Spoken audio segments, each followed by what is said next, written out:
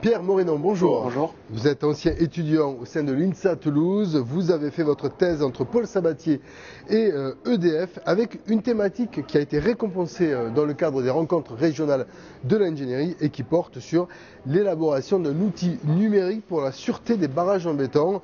Le but de votre recherche finalement c'était quoi? Alors le béton en fait c'est quelque chose de vivant qui se dégrade au cours du temps et des fois il est malade comme nous et là c'est ce qu'on appelle des pathologies qui dégradent le béton de l'intérieur. Donc là c'est appliqué à des barrages donc pour EDF et ce sont des barrages qui sont vraiment construits depuis longtemps, 40 parfois 50 ans et on essaye de reproduire leur fissuration et leur déplacement dans le but d'assurer la sûreté des populations qui vivent en dessous et aussi d'optimiser les cycles de maintenance pour EDF. Très bien, donc en fin de compte vous étudiez les fissures dans ces barrages qui sont assez abîmés, qui sont vieux, où il n'y a pas de plan aujourd'hui, pour essayer de voir un petit peu comment vous allez, comment derrière l'opérateur, ou en tout cas EDF, va pouvoir les soigner, puisqu'on parle de pathologie. C'est ça exactement. En fait, c'est un petit peu une enquête, c'est-à-dire qu'on récupère tout ce qu'on a sur un barrage, que ça soit des plans, s'ils sont là ou pas. Ensuite, on vient effectuer aussi des analyses maintenant pour savoir quelle est la dégradation au jour d'aujourd'hui sur ces ouvrages-là. Et on va essayer de reproduire ce comportement du coulage du béton jusqu'à maintenant. Puis ensuite, tout l'objectif des modèles numériques, c'est de le projeter sur les années futures. Très bien. Le jury a souhaité récompenser quoi finalement dans ce travail? Alors plusieurs aspects, je pense, de ce travail.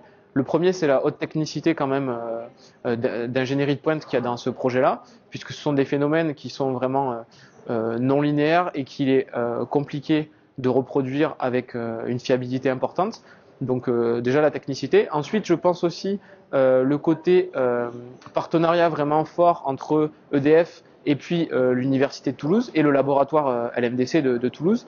Donc ce côté-là vraiment qui a permis, puisqu'il y a eu besoin de beaucoup de compétences différentes dans ce projet-là, que ça soit industriel ou universitaire, pour comprendre les phénomènes, mais aussi pour les appliquer à des grands ouvrages.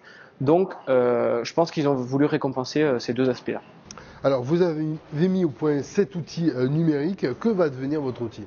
Alors cet outil numérique, il est la propriété d'EDF. Et il est développé également au laboratoire LMDC à Toulouse. Donc il va servir déjà à remodéliser en fait des barrages du parc d'EDF pour donc valider aux côtés de l'administration qu'il y a bien une tenue de ces ouvrages-là, mais c'est une démarche qui existe depuis très longtemps. Enfin, ce modèle-là, il vient juste apporter quelques nouveautés, on va dire. Et ensuite, donc il va passer dans ce code-là d'EDF, mais il est également développé au laboratoire avec d'autres entités, d'autres industries qui utilisent la même base, on va dire, du code. Très bien, écoutez, on vous souhaite évidemment bonne continuation pour votre après-cursus et votre vie professionnelle. Pierre Morénon, merci beaucoup. Merci.